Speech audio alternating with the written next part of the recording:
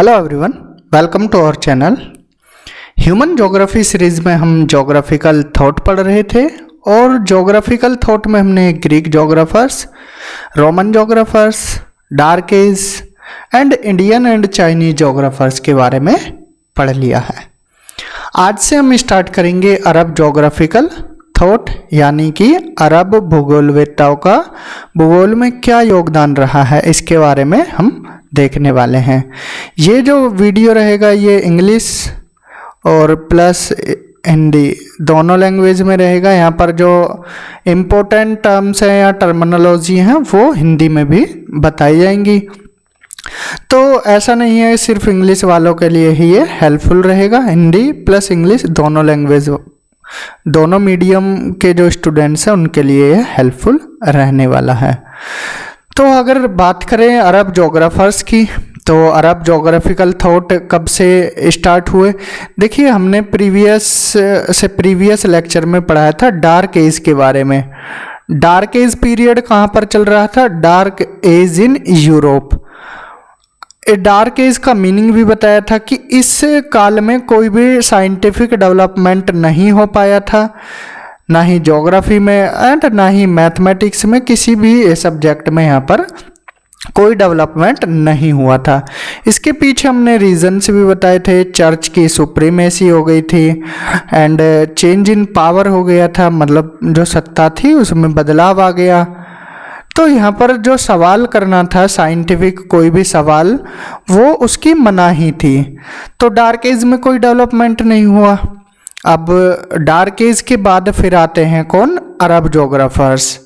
तो जैसे ही dark as period खत्म हुआ, देखिए डार्क एज का टाइम पीरियड हमने बताया था 2nd सेंचुरी से लेकर 7वीं सेंचुरी एडी तक, लेकिन कहीं कहीं पर ये क्या है 2nd सेंचुरी से लेकर या 3rd सेंचुरी भी बोलते हैं, 3rd सेंचुरी से लेकर 1200 एडी भी बोला गया, क्योंकि यूरोप में यहाँ डेवलपमेंट नहीं हो पाया था। जो अरब्स ने ये डेवलपमेंट किया था, ये कहाँ पर किया था? अरब वाले रीजन में।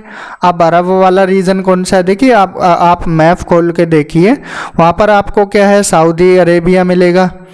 और सऊदी अरेबिया के पास में जितनी भी टेरिटरीज हैं, यहाँ पर सऊदी अरेबिया, तो मक्का यहाँ पर फेमस है और मक्का का जो रेलिवेंस है वो इस्लाम धर्म में काफ़ी इम्पोर्टेंट माना जाता है। जैसे जैसे हम वीडियो में आगे, मतलब क्लास में आगे फर्दर मूव करेंगे तो यहाँ पर मक्का का जिक्र भी किया जाएगा। तो सऊदी अरब के आसपास की जो टेरिटरीज थी वहाँ पर इस्लाम धर्म फैल चुका था। और इस्लाम धर्म के आने से क्या क्या चीज़ें हुई, देखिए यहाँ पर माना जाता है 8वीं से लेकर 13वीं सेंचुरी तक जो अरब्स थे उन्होंने ज्योग्राफी में इम्पोर्टेंट कंट्रीब्यूशन दिया था।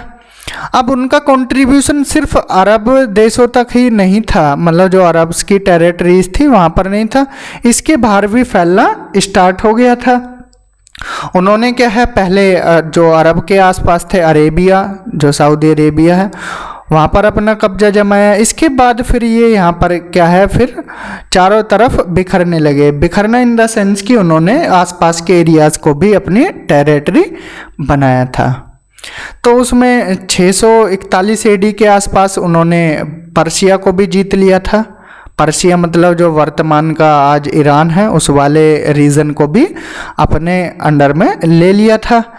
642 एडी तक आते आते उन्होंने मिस्र को भी अपने कंट्रोल में ले लिया, जो इजिप्ट कंट्री है अफ्रीका में, उसको भी अपने कंट्रोल में ले लिया था। 732 एडी तक आते आते सहारा डेजर्ट को भी उन्होंने अपने कंट्रोल में ले लिया था।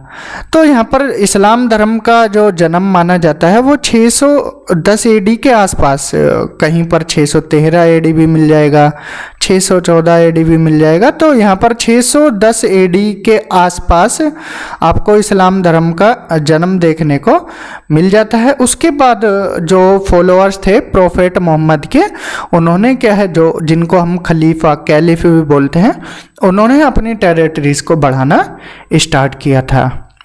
तो 641 में ईरान को जीता, 642 एडी में इजिप्ट को, 632 में सहारा डेजर्ट को भी अपने में उन्होंने मिला लिया था।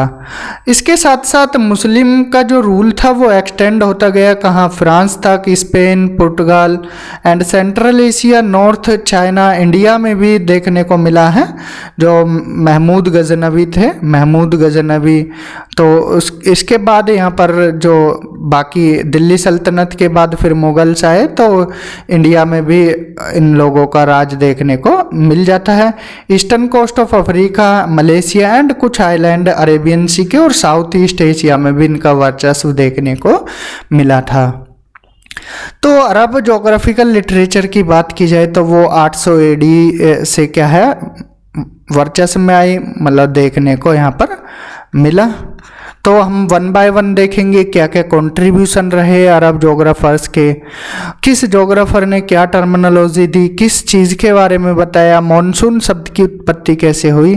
तो हम आज के वीडियो में सब देखने वाले हैं।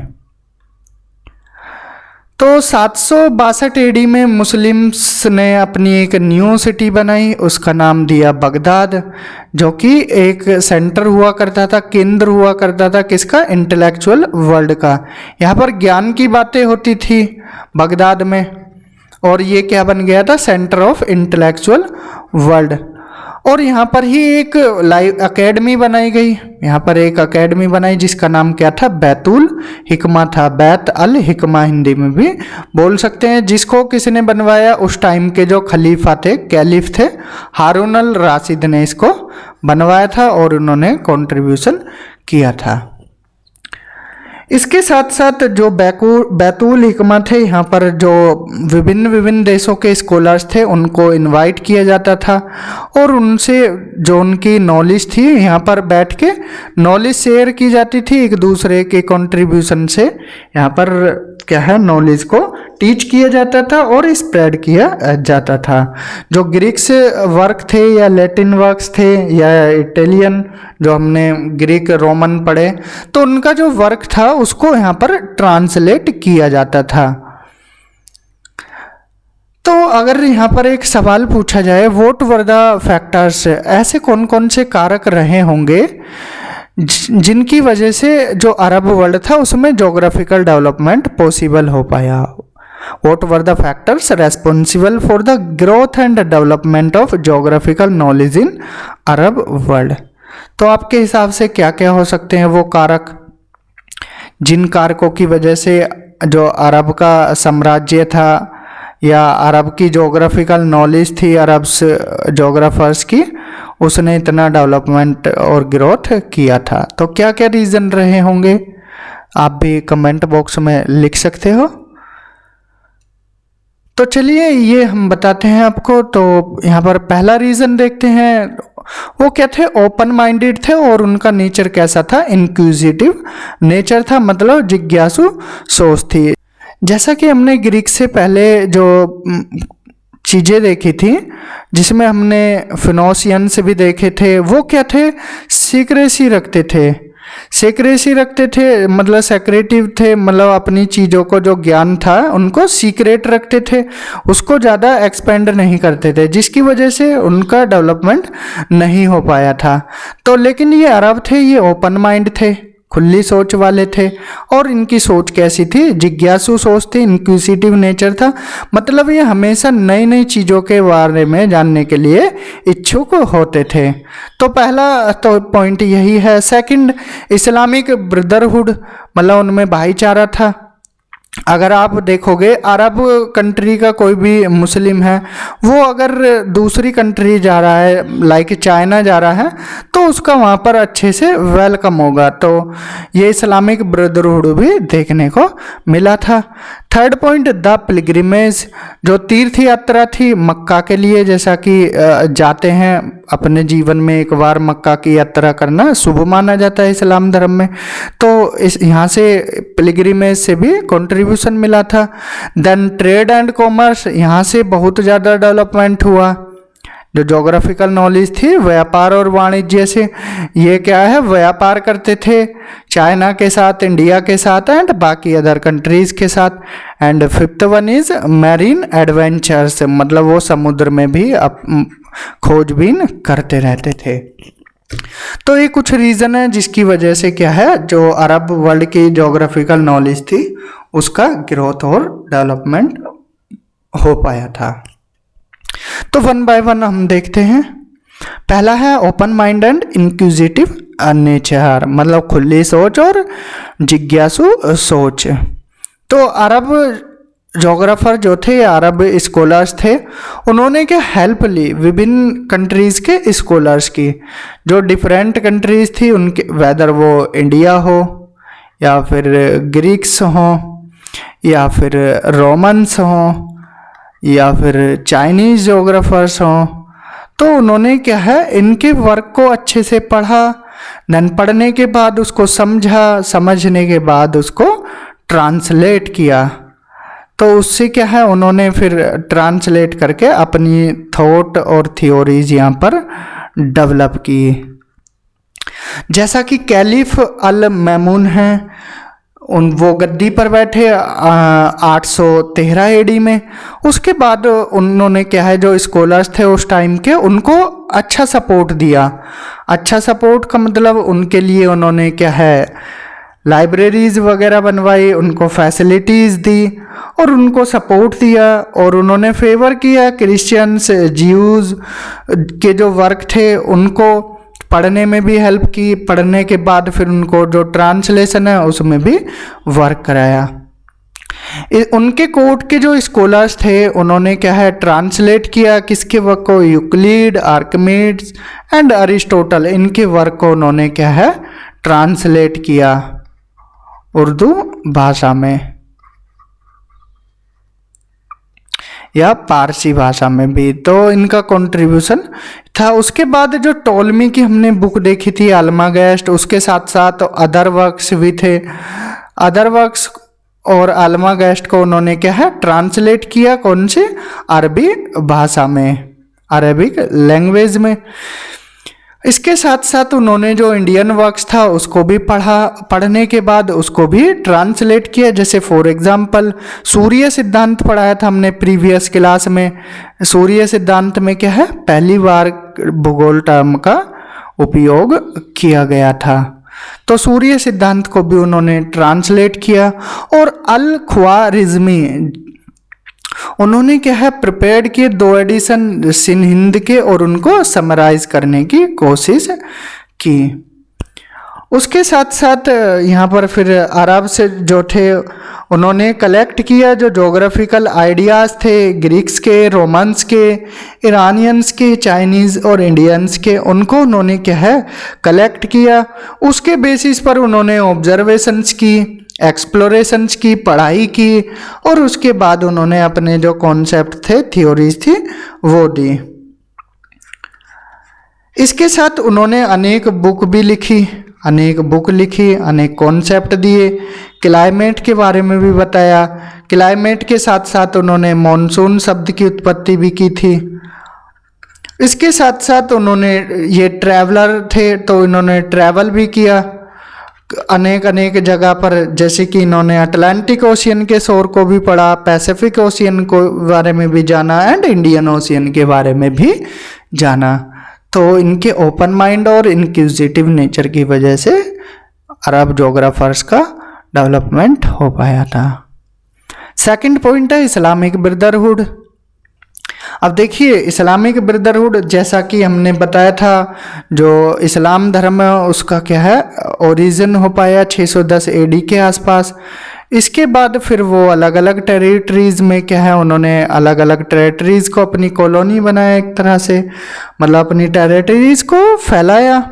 और उसके बाद फिर उन्होंने क्या है, यहाँ पर जैसा कि हमने बताया है, प्रॉफिट के बाद जो प्रॉफिट मोहम्मद थे, प्रॉफिट मोहम्मद, उनके बाद क्या है, फिर खलीफाज आए, खलीफा जिनको कैलिफ भी बोलते हैं।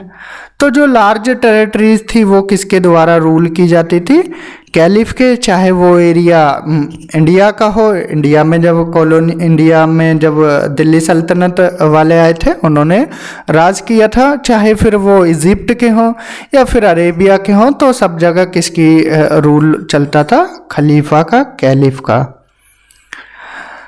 तो there was a period during which the travellers could pass from the confines of China, चाहे वो चाइना हो, चाइना से लेकर स्पेन, स्पेन से लेकर चाहे टर्की हो, टर्की से लेकर या अटलांटिक ओशियन का शोर हो या ऑक्सस का शोर हो जो ऑक्सस है, हमने जैसा कि पढ़ाया था कैस्पियन सी के बारे में, उनके छोर से लेकर उनकी बाउंड्री सब किसके द्वारा रूल की जाती थी, वो कैलिफ के द्वारा रूल की जाती थी, जो कि कहाँ रहते थे, या तो सीरिया की जो कैपिटल है दमास्कस या इराक की कैपिटल है बगदाद, यहाँ से रूल करते थे।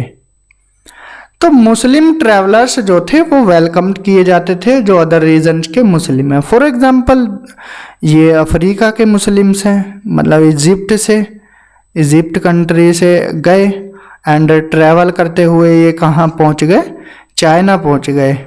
तो जैसे ही चाइना पहुँचे तो इनका क्या है, वेलकम किया जाएगा। तो ये इस्लामिक ब्रदरहुड की भावना शो करता था।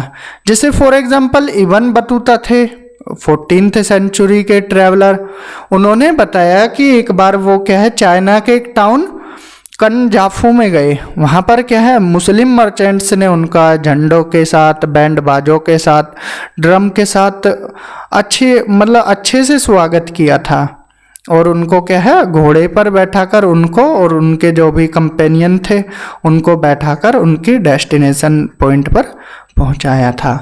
तो ये इस्लामिक ब्रदरहुड देखने को मिलता था, जिसकी वजह से ये ग्रोथ एंड डेवलपमेंट हो पाया। Third one is pilgrimage. जैसा कि हमने बताया था मक्का जो है, मक्का फेमस प्लेस है, रिलीजियस प्लेस है मुस्लिम्स लोगों के लिए। ऐसा माना जाता है कि लाइफ में एक बार अगर मक्का चले गए तो जीवन सफल माना जाता है। नेक्स्ट पॉइंट है ट्रेड एंड कॉमर्स। जो प्रॉफिट मोहम्मद थे वो खुद एक मर्चेंट थे। प्रॉफिट मोहम्मद ने बोला था कि जो मर्चेंट्स हैं उनका जीवन तभी सक्सेसफुल है, मतलब उन्होंने क्या है मर्चेंट्स के बारे में एक लाइन लिखी थी। वो क्या लाइन लिखी थी, they are the couriers of the world. वो क्या है, एक तरह से कुरियर्स हैं किसके, वर्ल्ड के, and trustee servants of God upon अर्थ, मतलब भगवान के भेजे हुए वो क्या है एक तरह से ट्रस्टी सर्वेंट हैं, दूत हैं। ये किसके बारे में बोली थी उन्होंने, मर्चेंट्स के बारे में।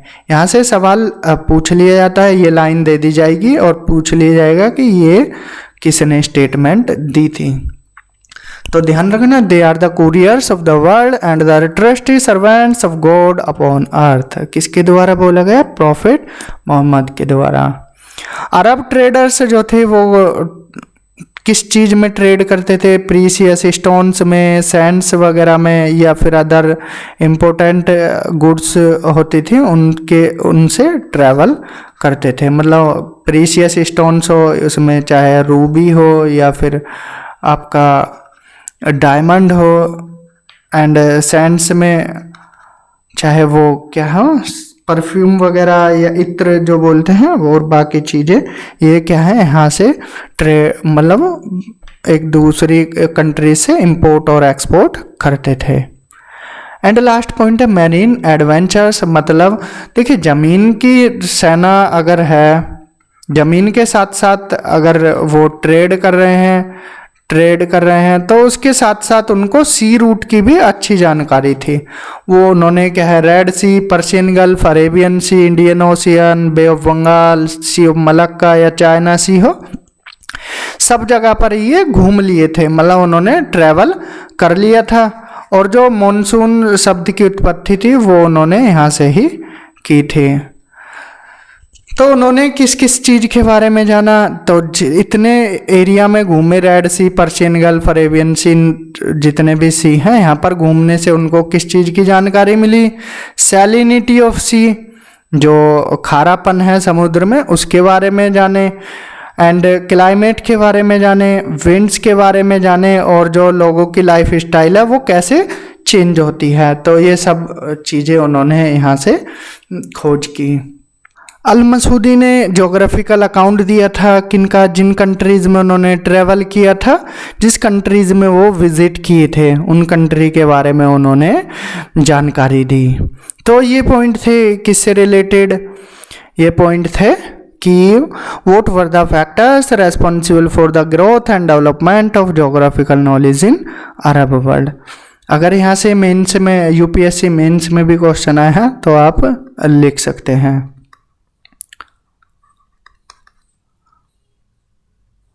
चलते हैं आगे, कुछ इम्पोर्टेंट पॉइंट्स हैं अरब जोग्राफर से रिलेटेड, उनको वन बाय वन देख लेते हैं। जैसा कि हमने बताया था कि अरब जोग्राफर्स का कंट्रीब्यूशन रहा है मैथमेटिक्स में भी, फिजिकल ज्योग्राफी में भी और रीजनल ज्योग्राफी में भी। यहाँ पर फिजिकल ज्योग्राफी में उन्होंने जियोमॉर्फोलॉजी में भी अपना कंट्रीब्यूशन दिया, जियोमॉर्फोलॉजी के साथ उन्होंने क्लाइमेटोलॉजी में भी अपना कंट्रीब्यूशन दिया एंड ओशियनोग्राफी में, ओशियनोग्राफी में भी इन्होंने अपना कंट्रीब्यूशन दिया था। प्रादेशिक भूगोल में भी इनका योगदान देखने को मिलता है रीजनल ज्योग्राफी में। तो उन्होंने जो ग्रीक्स के आइडियाज थे उनको अडॉप्ट किया, जैसा कि अर्थ की साइज और शेप को लेकर, तो अरब ज्योग्राफर ने भी उसको सही माना था। हालांकि इसमें आगे आके चेंजेस हुए हैं, लेकिन जो ग्रीक्स का व्यूज था उनको इन्होंने भी माना। उन्होंने बोला जो हमारी अर्थ है वो यूनिवर्स के सेंटर में है और बाकी 7 प्लैनेट चक्कर लगाते हैं। वो 7 प्लैनेट उन्होंने कौन कौन से बताए? मून को बताया, मरकरी को, Venus, sun, Mars, Jupiter and Saturn को। अब आप सोच रहे होंगे मून और सन तो प्लैनेट्स नहीं है। देखिए ये उस टाइम की बात है, अरब ज्योग्राफर्स ने इनको क्या है प्लैनेट्स माना था, मून और सन को भी। तो उन्होंने बोला था अरब ज्योग्राफर्स ने कि हर एक प्लैनेट का अपना स्काई होता है। जैसे अर्थ है, इसका अपना एक क्या है स्काई है। अगर आप आसमान देखोगे, पृथ्वी पर रहते हो, तो ऐसे ही बाकी जो प्लैनेट्स हैं उनका भी अपना एक स्काई है, उनका अपना एक आसमान है। तो उन 7 आसमानों को उन्होंने अलग अलग रंग से क्या है दर्शाया था, जिसमें 7 स्काइज को उन्होंने क्या बोला, जो पृथ्वी के सबसे क्लोजेस्ट है वो मून था, फिर मरकरी था। ये जो नाम 7 लिखे गए हैं ये पृथ्वी से दूरी पर हैं। जैसे मून पृथ्वी के सबसे पास है, फिर मरकरी है, फिर वीनस है, फिर सन है, मार्स, जुपिटर एंड सैटर्न है। तो उन्होंने क्या है जो मून को ग्रीन एमराल्ड में बताया, मतलब इसका जो स्काई है ग्रीन एमराल्ड है, एंड मरकरी का वाइट सिल्वर है, and the third one is Venus का रेड रूबी है, फोर्थ वन इज सन का क्या है वाइट पर्ल है, एंड मार्स का रेड गोल्ड है, जुपिटर का yellow topaz, and 7th one is mass of fire जिसको नूर बोला गया है। तो ये 7 स्काई जो सबसे ऊंचा था, मतलब मास ऑफ फायर जिसको नूर, अरब्स ने उनको क्या है जन्नत का द्वार बताया, हाईएस्ट हेवन, मतलब उनको क्या है स्वर्ग का रास्ता बताया था। इसके साथ साथ उन्होंने 7 जैसे 7 आसमान की बात की, ऐसे ही 7 धरती की भी बात की। तो उसमें क्या है उन्होंने परत बाय परत बताया, 1 2 3 4 5 6 7, और जो सबसे लास्ट थी उसे नरक का द्वार बताया। आसमान में सबसे ऊपर वाले को स्वर्ग का द्वार बताया, और जो अर्थ में सबसे नीचे है उसको क्या नरक का द्वार बताया। दिस स्टेटमेंट इज बाय अरब ज्योग्राफर्स। तो अरब्स के अकॉर्डिंग जो वेस्टर्न लिमिट थी वो हैबिटेबल वर्ल्ड की वो क्या थी, मेडिटेरेनियन सी के एंड तक थी, मतलब यहाँ तक जो स्पेन, पुर्तगाल, मोरक्को इनकी जानकारी थी। उसके साथ साथ ईस्टर्न को उन्होंने जापान तक बताया, जापान के ईस्टर्न पार्ट तक। नदर्न पार्ट में यहाँ याजूज मजूज का नाम दिया, मतलब जो रसिया में सर्बिया जगह है वहाँ पर, और साउथ में जो इक्वेटर है विषुवत रेखा है इसके साउथ तक बताया था, ये इस एरिया तक। तो हैबिटेबल वर्ल्ड उस टाइम का इनकी नज़र में इतना ही था। जैसा कि हम Australia, New Zealand, north America and south America, इसके बारे में नेक्स्ट लेक्चर में देखेंगे कि इनका डिस्कवरी कैसे हुई, किस किस ने इनकी खोज की। तो अरब ज्योग्राफर्स तक सिर्फ यही हैबिटेबल वर्ल्ड था, मतलब जहाँ पर लोग रहते थे। फिर इसके बाद क्लाइमेट के बारे में अरब जो स्कॉलर्स ने अपना कंट्रीब्यूशन दिया, जैसा कि अल बालाखी जिन्होंने फर्स्ट क्लाइमेटिक एटलस बनाया वर्ल्ड का, जिसको किताबुल अस्कल का नाम दिया, मतलब किताबुल अस्कल बोला। इसके साथ साथ मसूदी ने क्या है इंडियन मॉनसून का डिस्क्रिप्शन किया। अल मकदीसी ने 14th क्लाइमेटिक रीजन में डिवाइड किया वर्ल्ड को। तो यहाँ से देखिए ये सवाल, ये जो लाइंस है इम्पोर्टेंट है, यहाँ से सीधा डायरेक्टली क्वेश्चंस बनते हैं कि अल बालाखी ने, ये पूछ लेंगे फर्स्ट क्लाइमेटिक एटलस किसने दिया या किताबुल अस्कल, तो बता देंगे अल बालाखी। इसके साथ साथ इंडियन मॉनसून को किसने डिस्क्राइब किया, अल मसूदी ने। अल मकदीसी ने 14th क्लाइमेटिक रीजन्स में वर्ल्ड को डिवाइड किया। इसके साथ साथ अल मकदीसी ने क्या है रिकॉग्नाइज किया क्लाइमेट जो है, क्लाइमेट वेरी सिर्फ लैटिट्यूड की वजह से ही नहीं करता, varied not only by latitudes but also by position east and west. देखिए अगर आप देखोगे ये इक्वेटर है, तो क्लाइमेट क्या है आपको दिखाई दे जाएगा कि ये जैसे जैसे आप ऊपर जाओगे यहाँ पर सर्दी होती जाएगी। तो सिर्फ उन्होंने यही नहीं बताया कि लैटिट्यूड्स के चेंज होने से ही क्लाइमेट चेंज होगा, इसके साथ साथ उन्होंने क्या है वेस्ट और ईस्ट डायरेक्शन की में भी बताया। अगर आप वेस्ट में हो तो क्लाइमेट अलग है, ईस्ट में हो तो क्लाइमेट अलग है।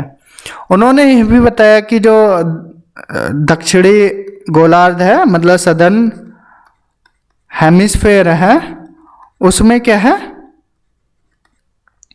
उन्होंने बताया कि जो ओपन सी है ज़्यादा, मतलब सदर्न हेमिस्फेयर में ओशियन ज़्यादा देखने को मिलेंगे और नदर्न हेमिस्फेयर में मतलब उत्तरी गोलार्ध में आपको लैंड एरिया ज़्यादा देखने को मिल जाएगा। ये सब किसने बताया, अल मकदीसी ने। अल बरूनी जिनकी किताब है किताब अल हिंद जोग्राफी ऑफ इंडिया, इसमें उन्होंने जो इंडिया की रिवर्स थी उसका भी डिस्क्रिप्शन किया, माउंटेन्स हैं उसका डिस्क्रिप्शन किया, एलुवियल प्लेन है उसका भी डिस्क्राइब किया कि एलुवियल प्लेन में कैसे रिवर्स जाती हैं, या माउंटेन से जब रिवर्स गिरती हैं तो अपने साथ कंक्रीट पत्थर वगैरह लाती हैं, और जो उनकी तीव्रता है आपको जब माउंटेन से रिवर गिरती है वहाँ पर मोटे मोटे पत्थर देखने को मिलेंगे, और जैसे जैसे रिवर की दूरी बढ़ती जाती है वहाँ से तो आपको फाइनर पार्टिकल्स देखने को मिल जाते हैं। यहाँ पर क्या है मोटे मोटे पत्थर बोल्डर टाइप मिलेंगे, जैसे जैसे रिवर आगे बढ़ती जाएगी तो पत्थर छोटे छोटे होते चले जाएंगे। इसके साथ साथ इब्न सीना उन्होंने डेनुडेशन और वेदरिंग पर वर्क किया, मतलब उसके बारे में जाना। उन्होंने क्या ऑब्जर्व किया, जो डेनुडेशन और वेदरिंग है माउंटेन्स की, उन्होंने बोला जो माउंटेन स्ट्रीम है वो इरोड करती हैं स्लोप को, मतलब सिंपल भाषा में जो रिवर बहती है वो पत्थरों को काटती है, माउंटेन्स के जो भी पत्थर हैं उनको काटती हुई जाती है। इब्न सीना ने यह भी बताया कि जो फोसिल्स हैं, presence of fossils in the rocks in high mountains, मतलब जो हाई माउंटेन्स हैं उनके रॉक्स में क्या है आपको फोसिल्स भी देखने को मिल जाएंगे। फोसिल्स मतलब जीवाश्म, जो जीव जंतु हैं उनके क्या है जीवाश्म देखने को मिल जाएंगे। अरब जोग्राफर्स ने देखिए ये भी उधार लिया किससे, ग्रीक से। हमने पहले भी बताया था कि ग्रीक्स ने क्या है 5 पार्ट में बताया था वर्ल्ड के क्लाइमेटिक रीजन्स को, 5 जोन में डिवाइड किया था, जिसमें उन्होंने टोरिड जोन बताया था, ये 0 डिग्री है, और ये टोरिड जोन था, यहाँ पर टेम्परेचर ज़्यादा होता है। देन फिर टोरिड के बाद टेम्परेट, देन फ्रीजिड। तो टेम्परेट ये टोरिड है पूरा, और ऐसे ही फिर इधर टेम्परेट है और फ्रीजिड है, ये फ्रीजिड है और ये टेम्परेट है। तो 5 पार्ट में वर्ल्ड को इन्होंने भी डिवाइड किया था। अरब्स के अकॉर्डिंग जो वर्ल्ड था उसके सिर्फ 1/4 क्वार्टर पार्ट पे ही लोग रहते थे, जैसा कि अब भी देखेंगे हम वर्तमान में कि कितने % ज़मीन है और कितने % पानी है। 29% भाग पर आपको वर्तमान में क्या है लैंड देखने को मिलेगी और 71% भाग पर पानी। तो यहाँ पर ये सही बैठते हैं। उन्होंने भी नियरली 1/4 बोला था कि 1/4 पर क्या है जमीन है, मतलब इतने पर लोग रह सकते हैं।